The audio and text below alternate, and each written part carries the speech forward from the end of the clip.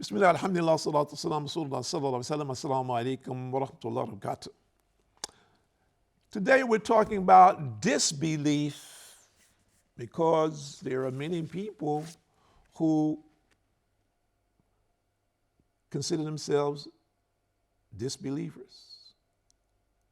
And we welcome you to our program, Sharjah TV, on getting to know Allah, getting closer to your Lord, and hopefully in that, getting further and further away from disbelief.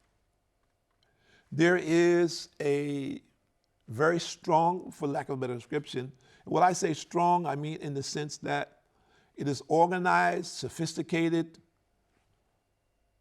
influential movement of disbelief, or let's say movements. I'm not trying to identify any one particular group, but let's just say movements that Shaitan is supporting, encouraging to cause disbelief in Allah and to make the people believe in the things of this world, or let's say encourage them, inspire them to believe in the things of this world. And many of these same people disavow the existence of Allah. And then from that, there are many levels. And those levels, wherever it is, they start from one level, depending upon who it is, and Shaitan is leading them to this point, total disbelief. And in many instances, the people can't see that because they're being tempted by their desires in one way or another. It's just like a drug addict.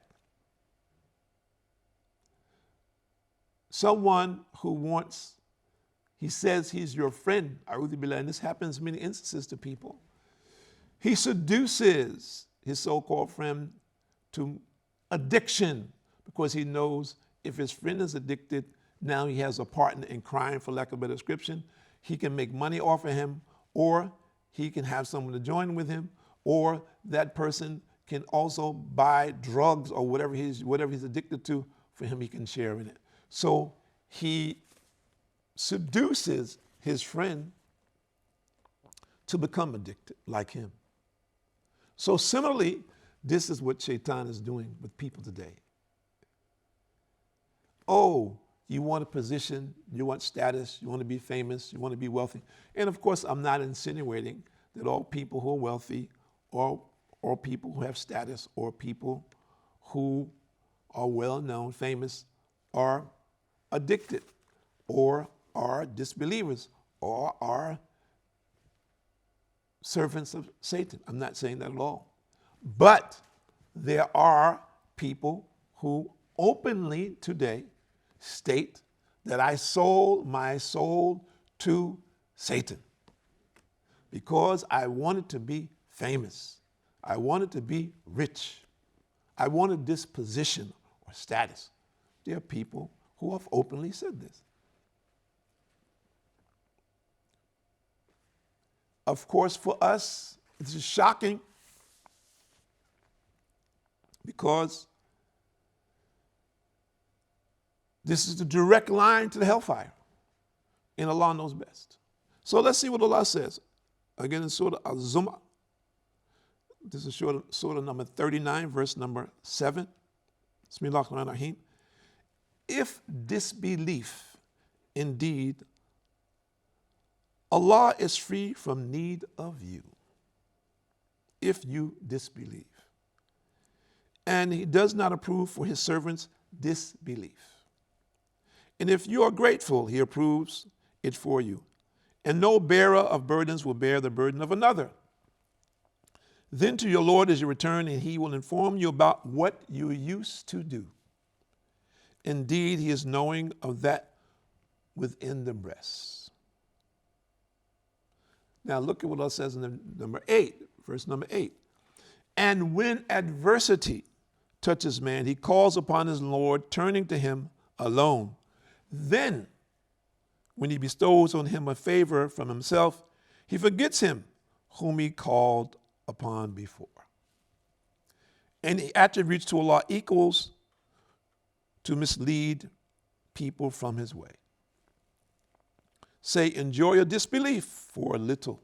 Indeed, you are of the companions of the fire. So, we all know this story, don't we? And we may be those people who have, when there's difficulty, when I have some problem that I just can't get out, I see no way out. I say, oh Allah, oh God, please help me out of this. Oh, and that's the only time that I turn to God. That's the only time I turn to Allah, when I'm in need, when I have some difficulty. But if we say, praise and thank your Lord abundantly on a daily basis, well, you know, I believe, but you know, I'm busy. And another person says, well, I'm not really religious. Okay. And we have all of these kinds of statements that people make today. Or another one says, well, I don't really believe. And it's very interesting, and I won't name this person. This person died some time ago, but he was very famous. And he endured a tremendous amount of challenges in his lifetime. And he lived to be an old man. And I saw an interview with him, and it like he stabbed me in his heart. He said, you know, the person asked him about his belief. He said, well, you know, I'm a disbeliever. And I said, wow, subhanAllah. This man who Allah has protected him from so many situations in his lifetime. And he says he doesn't believe. At any given time in his lifetime, he could be dead. And Allah saved him and allowed him to have high status among his people in leadership position, and protected him and protected his people. And yet he didn't see this. So this is proof for us that the people, even though Allah has given them the signs, Allah has protected them, that they are deaf, dumb, and blind. Their hearts have become sealed. And this is extremely dangerous for us. So as a warning to whoever is seeing us today, Muslim and non-Muslim, we must realize where we are in this world in 2020, that we are in the last days. Where we are in relationship to the last days, only Allah knows. But the signs are very clear, and they become more and more apparent.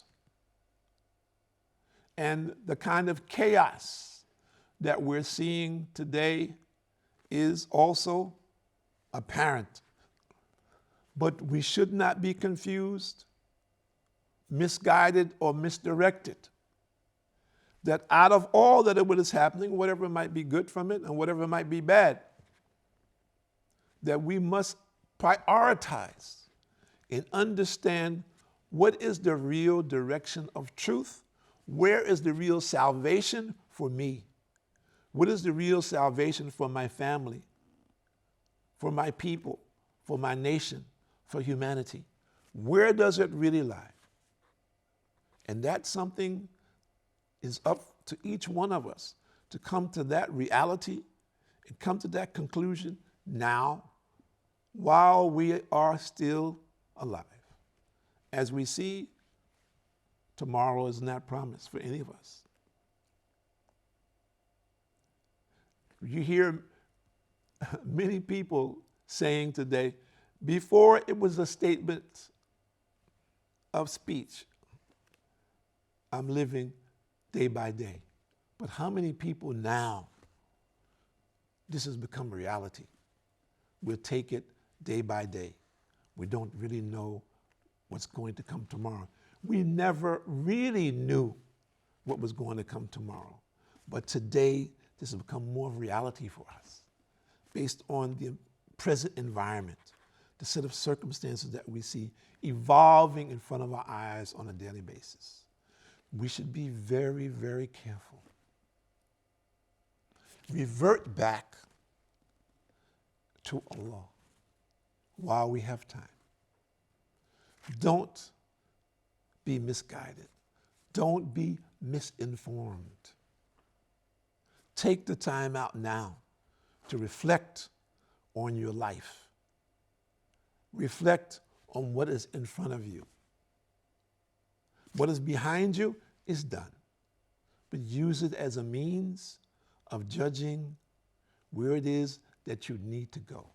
If you have been negligent in your responsibility and accountability before Allah, now is the time, number one, repent. Repent.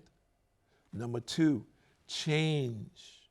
Make effort to change your habits on a daily basis. Establish your prayers. First and foremost, establish your prayers. This is our foundation. Refrain from sinful behavior. Now, many people are being seduced by shaitan because of their demeanor. What do I mean by that? They have a sense of hopelessness. So as a result of that, they've fallen into some state of depression. And as a result of that, they're looking for stimulation or stimulants to help them forget or to become oblivious to their present condition. This is a huge error. And we're finding, as we've seen historically, people are beginning to commit suicide or to take the course, a suicidal course, meaning taking steps that will lead them to destruction. And there's a kind of mass hysteria that's going on today. That's another thing. That people are being drummed up like the drum major. Follow me, follow this, rah, rah, rah, rah, rah, rah, rah, yeah, come. So it's like Satan said, yeah, run to the fire. Come to me, run. Come on. Don't stand alone. Look, join us. Be with us. We're running together. Full stop. Full stop. Take time out to reflect while you have time. And then verse number 9, Allah says, Bismillahirrahmanirrahim, is one who is devoutly obedient during periods of the night, prostrating and standing in prayer, fearing the hereafter and hoping for the mercy of his Lord, like the one who does not? Say, are those who know equal to those who do not know? Only they will remember who are people of understanding. So it is clear Allah is telling us, what are the two equal? Of course not. And he continues in verse number 10. It's again the Surah Az-Zumar. Say, O my servants who have believed, fear your Lord. For those who do good in this world is good, and the earth of Allah is spacious. Indeed, the patient will be forgiven, or those the patient will be given their reward without account. And say, and Allah is talking to the Prophet Muhammad sallallahu alaihi wasallam, indeed, I have been commanded to worship Allah, being sincere to him in religion, and I have been commanded to be the first among you of the Muslims. Say, indeed, I fear, if I should disobey my Lord, the punishment of a tremendous day. Say, Allah alone do I worship, sincere to him in my religion. So Allah says, so worship what you will besides him. Say, indeed, the losers are the ones who will lose themselves and their families on the day of resurrection. Unquestionably, that is the manifest loss.